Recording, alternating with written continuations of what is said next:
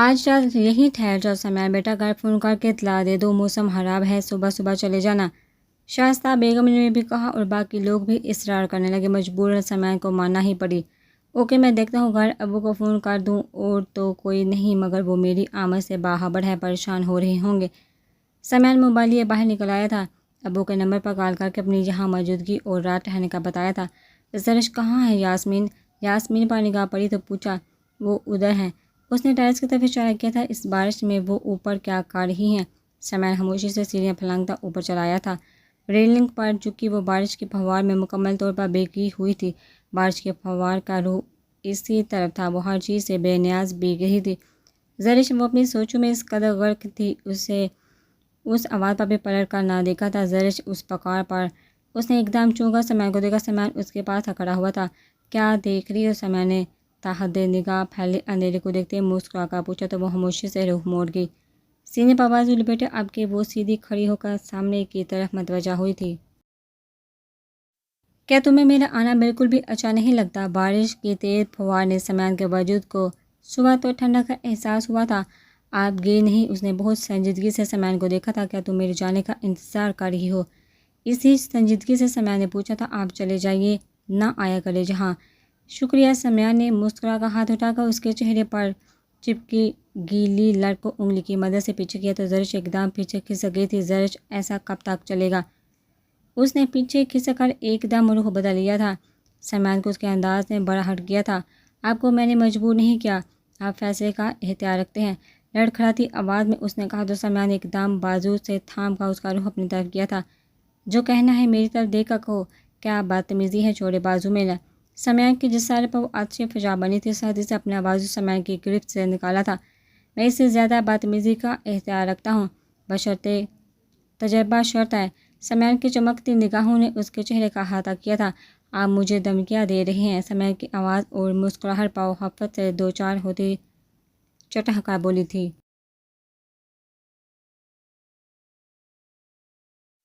نہیں، اپنے اختیارات کی درست سمت کی طرف نشاندہی کر رہا ہوں۔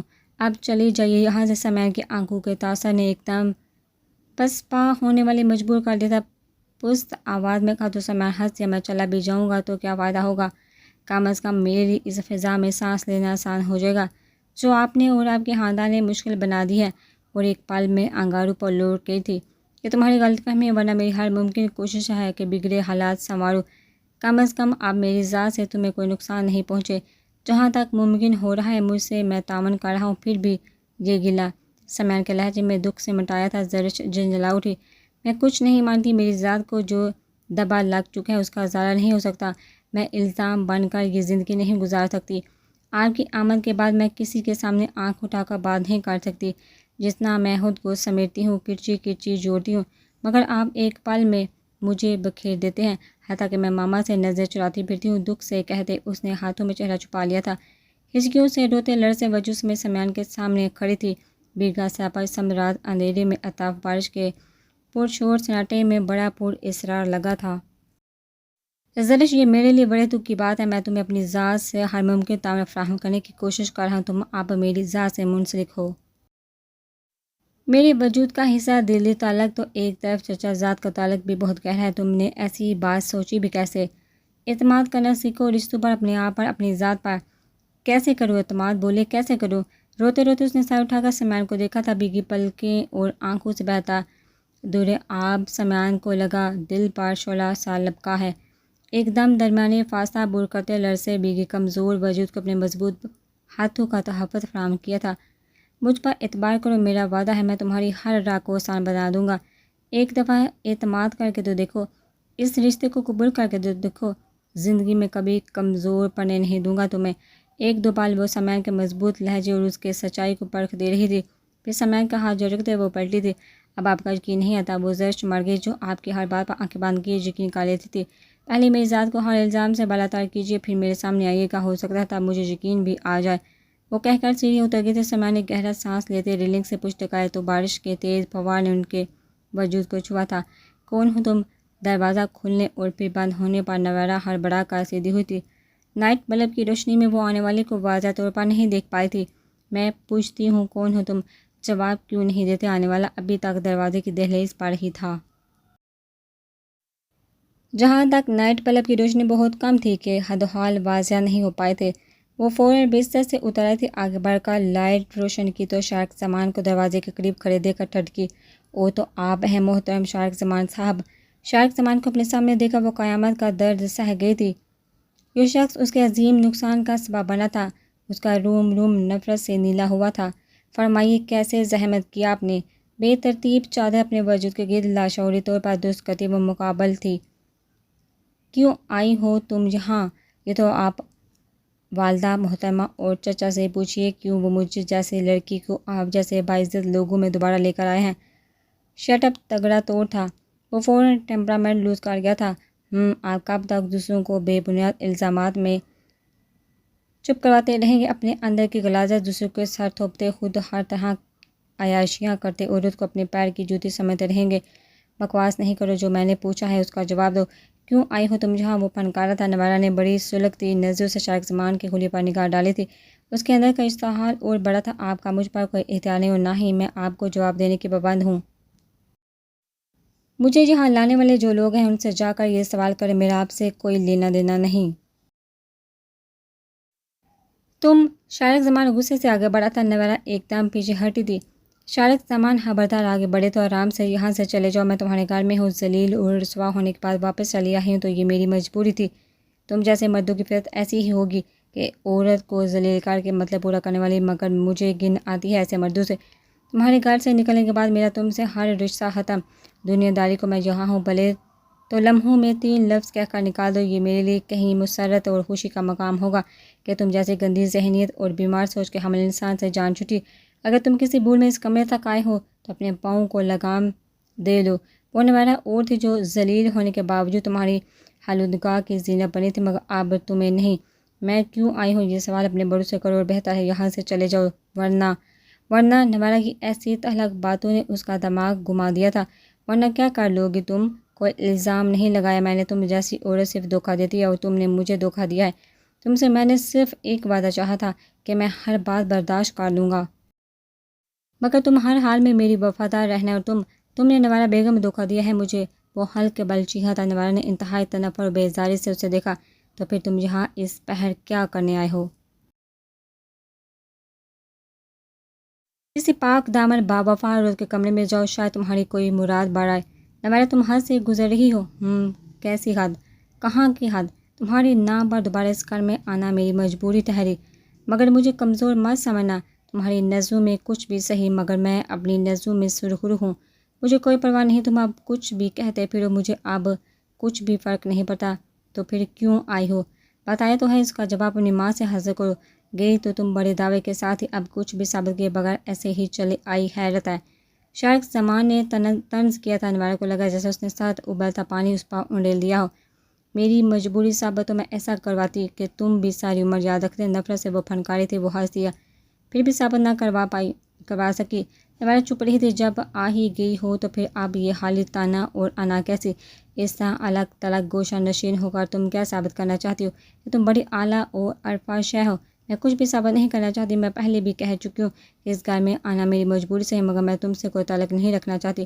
پر یہ تم پر منحصر ہے کہ تم مجھے کب تک لٹکاتے ہو۔ بے شک ساری عمر لٹکاتے رہو، مگر ایک دفعہ بدکرداری کا طعنہ سننے کے بعد دوبارہ تم سے تعلق رکھنا مجھے گوارا نہیں۔ بڑے صاف، واضح اور دو ٹوک انداز میں شارق زمان کی پوری ذات کی نفی کی گئی تھی۔ یعنی وہ سب کچھ کرنے کے باوجود خود کو حق پر سمجھ رہی تھی، اور نوارا کا یہی اعتماد شارق زمان کے اندر شعلوں کو بھڑکا گیا تھا۔ تم شاید بھول رہی ہو، تم اب بھی میرے نکاح میں ہو۔ شارق زمان نے ہر تنفر سے کہتا آگے بڑھا تھا۔ خبردار شارق زمان، اب مجھے زیر کرنے کی غلطی نہ کرنا۔ تم مجھے کمزور مت سمجھو، میں اگر اس گھر میں آئی ہوں تو اپنا دفاع کرنا بھی جانتی ہوں۔ مگر شارق زمان کو اپنی ذات کی نفی کر دینا پوری طرح جھنجھوڑ گیا تھا۔ اس کے سوچنے سمجھنے کی تمام صلاحیتیں اس وقت مفلوج ہو گئی تھی۔ وہ یہ بھی بھول گیا تھا کہ اس نے نوارا کو خود اپنی زندگی سے نکال دینا چاہا تھا۔ اس نے نوارا کا بازو پکڑا تھا۔ چھوڑو شارق زمان، ورنہ نقصان اٹھاؤ گے، مجھے اتنا کمزور مت سمجھو۔ وہ جواباً بڑے سختی سے بازو چھڑوانے کو مچلتی رہی تھی، مگر شارق زمان کی مضبوط گرفت نے اس کے وجود کو اپنے حصار میں جگہ لیا تھا۔ اب کیسا نقصان، کس کا نقصان؟ اب تو صرف ضد کی بات آ گئی ہے۔ تم نے میرے حق کی نفی کیا ہے، تم بول رہی ہو تم اب بھی میرے نکاح میں ہو، تم پر لگا الزام اسی طرح، مگر میرے حقوق اسی طرح واجب ہے تم پر۔ وہ اس وقت کوئی اور ہی شارک سامان تھا، وہ اس وقت صرف ایک مرد تھا۔ وہ قطعی بول چکا تھا کہ نوارا کون ہے اور وہ اس وقت کس کنڈیشن میں ہے۔ زور زبردستی اس کے لیے کسی نقصان کا باعث بن سکتی ہے۔ اور نوارا اس کا تو وہ حال تھا کہ شارک زمان کے لمس نے اسے پاگل کر ڈالا تھا۔ وہ ایک پل میں اپنے ہر نفع نقصان سے بے نیاز ہو گئی۔ شارک زمان ایک دل اسے دھکیلنا چاہتا اور جیسے ہی اس کی گرفت نرم ہوئی تھی، نوارا سر سے اس کے گرفت سے نکلی تھی۔ بک ریک پر پڑا چاقو اس نے ایک ہی جس میں اپنی گرفت میں لیا تھا۔ شارک زمان، میں تمہیں کہہ چکی تھی مجھے کمزور مت سمجھو، نقصان تمہارا ہو یا میرا، اب یہ نقصان طے ہے۔ بیٹھ کر روتے رہنا ساری عمر اپنی اولاد کو، میں تو مروں گی مگر تمہاری اولاد بھی زندہ نہیں رہے گی۔ مضبوط لب و لہجے پر شارک زمان ٹھٹک گیا تھا۔ بکواس نہیں کرو، مجھے روکنے والی تم کون ہوتی ہو؟ تم اب بھی میری بیوی ہو۔ غصے سے وہ بھی گویا تھا ہاں بیوی تھی، اب نہیں۔ تم اپنے گندے ذہن میں میری ضد توڑنے کا جو بھی خیال لائے ہو اس سمیت یہاں سے نکل جاؤ، ورنہ میں تمہیں بتا چکی ہوں میں کس حد تک جا سکتی ہوں۔ کیا کہہ گی تم؟ عمل کرنے میں دیر نہیں لگاؤ گی؟ اچھا۔ وہ استہزائی ہنسا تھا۔ نوارا گرفت میں چاقو پکڑے بغیر لحاظ و مروت لیے کھڑی تھی۔ میں کوئی جرم نہیں کر رہا جو تم یوں چراغ پا ہو رہی ہو۔ تمہاری نظروں میں کردار کچھ بھی صحیح، مجھے اب کوئی پرواہ نہیں، مگر یہ طے ہے کہ تم سے میرا صرف ایک نام نہاد تعلق ہے، بس چاہو تو ابھی ختم کر دو، مجھے دکھ نہیں ہوگا۔ اف! شارک زمان کے پاؤں کو کوئی چیز بڑی بری طرح چبھی تھی۔ وہ کڑا کر فوراً اپنے پاؤں کی طرف جھکا تھا۔ نوارا نے تعجب سے اسے دیکھا جو اپنا پاؤں تھامے اس کے قریبی صوفے پر بیٹھا تھا اور یہیں سے اس کی نگاہ پڑ گئی تھی۔ شارک زمان نے ایک ہی لمحے میں اس کا وہ ہاتھ جو چاقو میں گرفت لیے ہوئے اپنی گرفت میں جگہ لیا تھا۔ اب بولو کہ اس کا نقصان کیسا نقصان؟ اس کے ہاتھ کی گرفت سے چاقو نکالنے کی کوشش میں وہ پھنکارا تھا۔ چھوڑو میرا ہاتھ، پچھتاؤ گے تم، دھوکے باز مطلبی انسان۔ نوارا نے چاقو پر گرفت مزید سخت کی تھی۔ شارک نے اس کا ہاتھ کھولنا چاہا مگر ایک پل میں نوارا نے چاقو کی نوک شارک زمان کے دائیں بازو میں کھوپ دی تھی۔ اوف! ایک چیخ کے ساتھ شارک زمان کی گرفت ڈھیلی پڑی تھی۔ نوارا سر سے پیچھے ہٹی تھی، چاقو شارک کے بازو میں تھا۔ نوارا کو اپنا پورا وجود لرزتا محسوس ہوا۔ یہ سارا عمل لمحہ بھر رکھا تھا۔ شارک کے بازو سے خون کا ایک فوارہ پھوٹ رہا تھا۔ نوارا ہک ڈک سی کھڑی تھی۔ وہ تو یہ سب اپنے لیے سوچے ہوئے تھی اور اپنی کلائی کاٹ لے گی یا پیٹ میں مار لے گی، اس شخص کے لیے تو اس نے نہیں سوچا۔ شارک نے بڑے ضبط سے اپنے بازو سے چاقو نکال کر اس کے قدم میں پھینکا تھا۔ خون دے کر نوارا کے سارے حواس گم ہو گئے تھے۔ وہ بھاگ کر شارک کے قریب آئی تھی۔ میں نے جان بوجھ کر نہیں مارا۔ خون دے کر وہ سارے اعضائیں بھول بھال گئی تھی، حتیٰ کہ ساری عداوت بھی پس منظر میں چلی گئی تھی۔ شارک کا درد سے برا حال تھا۔ نوارا نے ارد گرد دیکھا، سمجھ میں کچھ نہ آیا تو اپنی چادر کا پلو اس کے بازو پر رکھ دیا۔ لمحوں میں کپڑا خون سے تر ہوا تھا۔ یہ تو بہت بلیڈنگ ہو رہی ہے، یہ تو رک نہیں رہا۔ نوارا کو اب اپنا وجود کس بھی لمحے میں زمین بوس ہوتا محسوس ہو رہا تھا۔ کوئی کپڑا باندھو اس کے اوپر، درد سے بے حال قالین پر بیٹھے وہ گویا ہوا تھا۔ نوارا نے بھاگ اپنے سرہانے پر اپنا دوپٹہ پھاڑ کر اس کے بازو پر باندھا تھا۔ ڈاکٹر کے پاس چلے جاؤ، یہ خون نہیں رکنے والا، بہت بہہ رہا ہے۔ شارک نے ایک نظر اس کے وجود پر ڈالی، چادر سے بے نیاز وجود لی وہ بڑی خوف زدہ کھڑی تھی۔ کچھ لمحے پہلی والی تیزی اور تراری بھاگ چکی تھی۔ بازو میں چاقو اتارنے سے کوئی فائدہ نہیں ہوا۔ تمہیں تو چاہیے تھا سیدھا حلق میں اتار دیتی۔ زہر خون لہجہ تھا۔ میری تمہارے ساتھ کوئی دشمنی نہیں، میں نے منع کیا تھا، بہرحال تم ڈاکٹر کے پاس جاؤ، یہ میں نے اپنے لیے رکھا تھا، تمہارے لیے نہیں۔ اس نے چاقو اٹھا کر بستر پر ڈال دیا تھا۔ شارک نے ایک نگاہ اس پر ڈالی تھی، وہ نگاہ پھیر گئی تھی۔ میں چوکیدار کو کہتی ہوں اس کو ساتھ لے جانا ہسپتال۔ رہنے دو، اپنی عنایتیں اپنے پاس رکھو، کر لوں گا میں کوئی نہ کوئی بندوبست، اور تم یہ مت سمجھ لینا کہ میں اپنا ارادہ بدل چکا ہوں۔ جا رہا ہوں میں، غصے سے کہہ کر وہ کمرے سے نکل گیا تھا۔ نوارا کچھ پل تو یوں ہی کھڑی رہی تھی، پھر ایک دم خوف زدہ ہوتے اس نے تیزی سے دروازہ لاک کیا تھا۔ وہ کیا کر چکی تھی وہ خود بھی حیران تھی۔ زرش کو یہ جان کر بڑی حیرت ہوئی تھی کہ آج سمیان ادھر ہی رکے گا، اور پھر کچھ دیر سب کے درمیان بیٹھ کر وہ اپنے کمرے میں آ گئی تھی۔ نیند سے برا حال تھا، لائٹ آف کی وہ سونے کے لیے لیٹ گئی تھی۔ پتہ نہیں وہ کتنی دیر سوئی تھی، عجیب سے احساس سے اس کی آنکھ کھلی تھی۔ اپنے وجود کے گرد کسی کے بازو کا حصار محسوس ہو رہا تھا۔ نائٹ بلب کی روشنی میں سمیان احمد کو دیکھا، وہ پتھر بن گئی تھی۔ سمیان احمد آج رات رک رہا تھا مگر قیامت اس کے کمرے میں ہوگا اسے گمان بھی نہ تھا۔ کیا ماما پاپا اور دیگر لوگوں کو علم ہے کہ سمیان اس کے پاس روم میں ہے؟ اس کی سوچیں نہ جانے کہاں کہاں محو پرواز ہوئی تھی۔ اس کی نگاہیں سمیان احمد کی خوبصورت مردانہ حدوحال پر تھی۔ وہ پورے ہوش و حواس میں پہلی بار رات کے اس پہر جس مرد کے قریب تھی، قربت میں تھی جس سے اس کا بڑا جائز اور شرعی رشتہ تھا، مگر پھر یہ گھبراہٹ اور خوف کیوں؟ زرش کو لگا جیسے اس کے ہر مسام سے پسینہ بہہ نکلا ہو۔ سمیان گہری نیند میں تھا۔ سمیان احمد کی طرف دیکھتے ہوئے وہ بالکل ساکت اور جامد پوزیشن میں تھی۔ وہ اس خوف میں حرکت نہیں کر رہی تھی کہ کہیں اس کی حرکت سے سمیان کی آنکھ نہ کھل جائے، اور اگر سمیان واقعی اٹھ گیا تو اس تو کے بعد اب بڑا واضح سوالیہ نشان تھا۔ اٹک اٹک کر سانسیں لیتے ہوئے اس نے خوف زدہ نظروں سے سمیان احمد کو دیکھا۔ چوڑا مضبوط سراپا وہ تو مقابل کچھ بھی نہ تھی۔ اس کے اندر اتنی ہمت نہ تھی کہ اپنے گرد لپیٹا بازو ہٹا کر تھوڑا سا پیچھے ہو جائے یا درمیان میں فاصلہ حائل کر لے۔ کچھ پل اسی طرح پڑے رہنے کے بعد اس آہستگی سے سمیان کا بازو اپنے گرد سے ہٹایا تھا۔ کھسک کر پیچھے ہوئی تو گلے میں جھولتے لاکڑ کی زنجیر سمیان احمد کی شرٹ کے بٹن میں الجھ گئی تھی۔ کھچاؤ لگنے سے وہ اپنی جگہ ساکت ہوئی تھی۔ نہایت خوفزدہ نظروں سے سمیان کو دیکھا اور پھر گلے میں پڑی چین کا لاک کھلا ہوا تھا، شاید اسی لیے گلے سے اتر کر الجھ گئی تھی۔ وہ اب کے جھنجھلائی تھی۔ یہ لاک کیسے کھل گیا تھا؟ کیا سمیان نے کھولا تھا؟ اس کے سامنے ایک سوالیہ نشان تھا۔ پتہ نہیں نیند کے عالم میں غربت کا کیا عالم تھا۔ اسے اپنا وجود لرزتا محسوس ہوا۔ ایک عجیب سا احساس رگوں میں اتر گیا تھا۔ وہ لاکڑ اسی طرح چھوڑے بستر سے اتر گئی تھی۔ حلق خشک ہو رہا تھا۔ اس نے پہلے کچن میں جا کر پانی پیا اور پھر صوفے پر آ کر بیٹھ گئی۔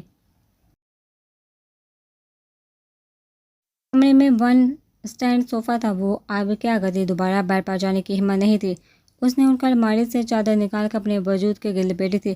دوبارہ صوفے پر آ کر بیٹھتے ہوئے خوفزدہ نظروں سے سمیان احمد کو دیکھا تھا۔ اب نیند کسے آنی تھی، مگر رات یوں بیٹھ کر بھی گزارنے والی نہ تھی۔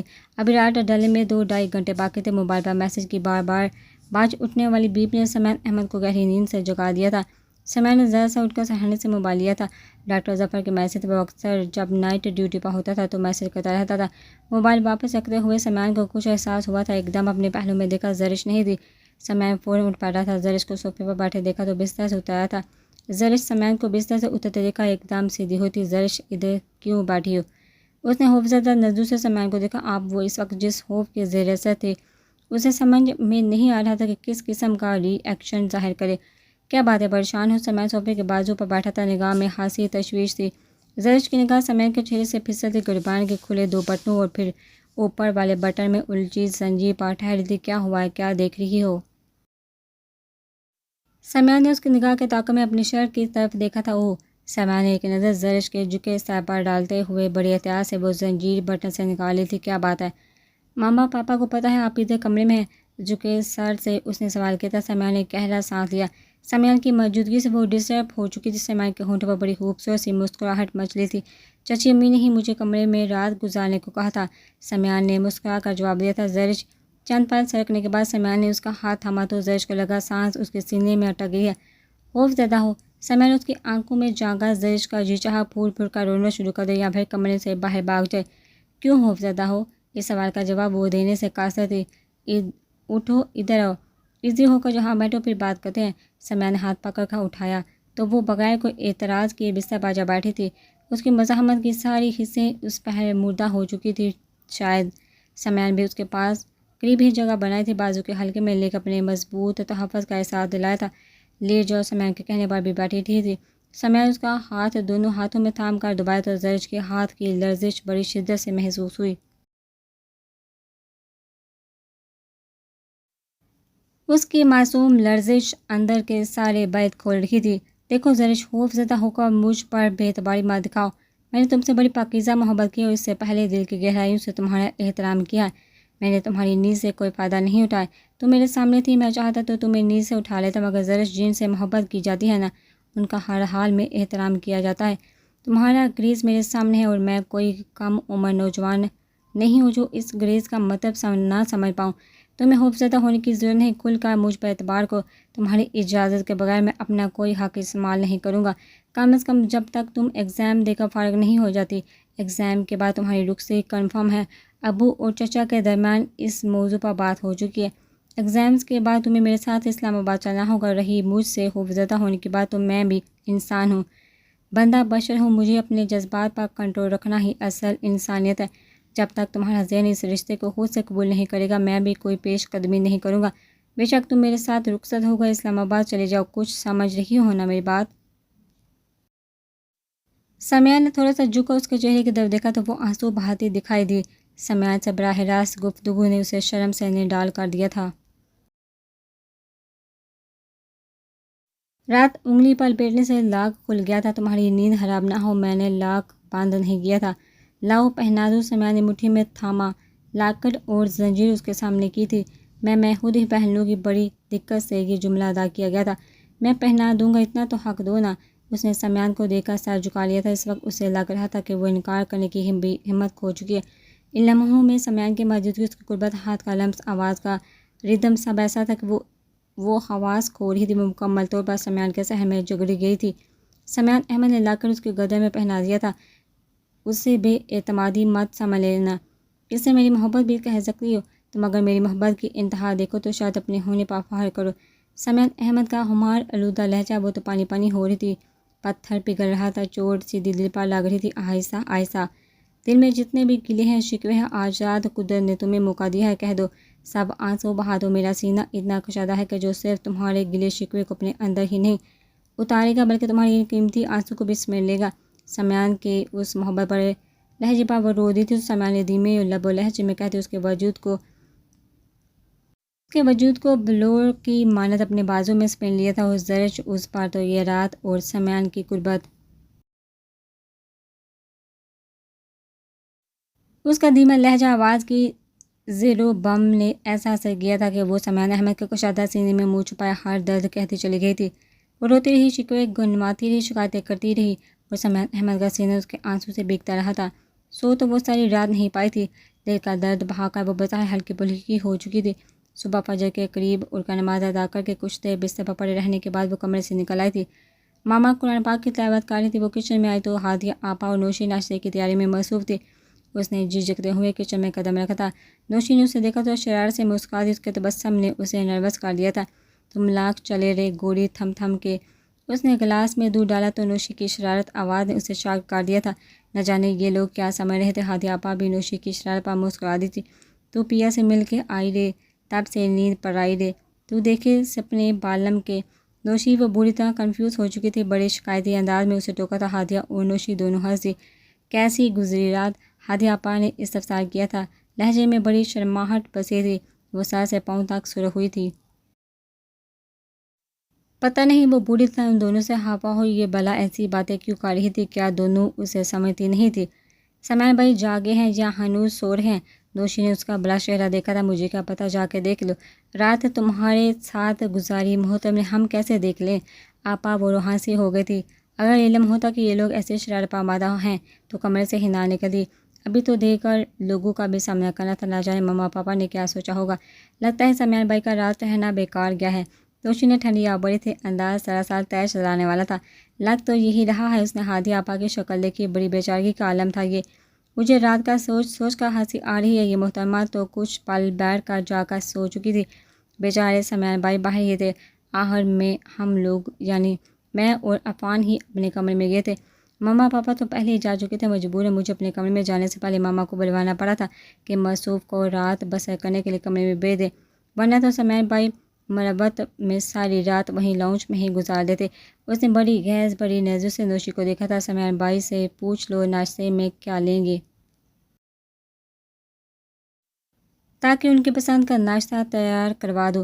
ہادیہ آپا نے کہا تو وہ دودھ کا گلاس ختم کر کے کچن سے نکل آئی تھی۔ لان میں آ کر اس نے کچھ پھول اکٹھے کیے تھے۔ رات سے اس کی عجیب سی کیفیت تھی۔ سمیان کا محبت بڑا کیرنگ انداز، محبت کے خوبصورت مظاہرے، پیار، بڑی یقین دہانیاں، فرصت کے وہ پل، وہ تو ابھی تک انہی لمحوں میں جی رہی تھی۔ پھول لے کر کمرے میں لوٹی تو بستر خالی تھا۔ باتھ روم سے پانی گرنے کی آوازیں آ رہی تھی۔ اس نے پھول گلدان میں سجا دیے تھے، بستر کی چادر درست کرتے، بکھری چیزیں سمیٹتے اس کے ہاتھ تھمے تھے۔ سمیان احمد کا موبائل مسلسل بیپ دے رہا تھا۔ اس نے ایک نظر بند دروازے کو دیکھا اور پھر موبائل اٹھا لیا۔ السلام علیکم نمبر دیکھے بغیر اس نے کال ریسیو کی تھی۔ وعلیکم السلام، کون ہو تم؟ دوسری طرف سے نسوانی آواز پر زرش چونکی۔